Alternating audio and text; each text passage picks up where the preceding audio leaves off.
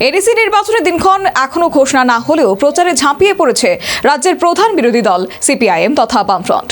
মহারানী Teliamura ADC কেন্দ্রের মানিক বাজারে CPIM প্রার্থী রতন কিশোর জমাতিয়ার সমর্থনে প্রচার করে গেলেন বিরোধী দলনেতা। এডিসি নির্বাচনের দিনক্ষণ এখনো ঘোষণা না হলেও প্রার্থী তালিকা ঘোষণা করে দিয়েছে বামফ্রন্ট। প্রার্থী তালিকা ঘোষণার পাশাপাশি প্রচারে নেমে পড়েছে দলের শীর্ষ নেতৃত্বরা। মঙ্গলবার মহারানী তেলিয়ামুড়া এডিসি কেন্দ্রের মানিক বাজারে সিপিআইএম প্রার্থী রতন কিশোর জমাতিয়ার সমর্থনে প্রচার করে গেলেন বিরোধী দলনেতা।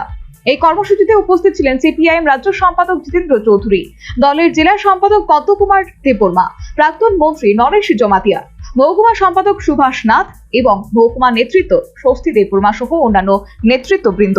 সভায় বক্তব্য রাখতে গিয়ে বিরোধী দলনেতা জিতেন্দ্র চৌধুরী রাজ্যের এডিসি এলাকা সহ উপজাতিদের উন্নয়নে অন্যান্য রাজনৈতিক দলগুলির ভূমিকার তীব্র সমালোচনা করেন। চিনি গণতান্ত্রিক ব্যবস্থা বিশিঙ্গ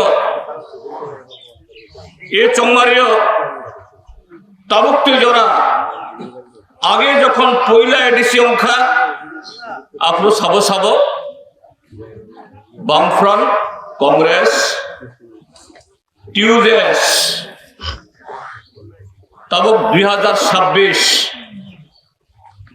টিউজেস যেমন কুরিখা আবার টিউজেস তম টিউজেস বুমং কুরিফানা টিউজেস তে বড় বড় তম অর্থাৎ বলাই বা যুব সমিতি। রাজনৈতিক মহলের মতে এডিসি নির্বাচনের প্রার্থী তালিকা আগে ভাগেই ঘোষণা করার পাশাপাশি মাঠে নেমে প্রচার শুরু করে বামেরা এক প্রকার রাজনৈতিক বার্তা দেওয়ার চেষ্টা করেছে। দীর্ঘদিন পর মানিকবাজার এলাকায় এই কর্মসূচিকে বামেদের শক্তি প্রদর্শন হিসেবেই দেখছেন অনেকেই। Bureau report, news vanguard.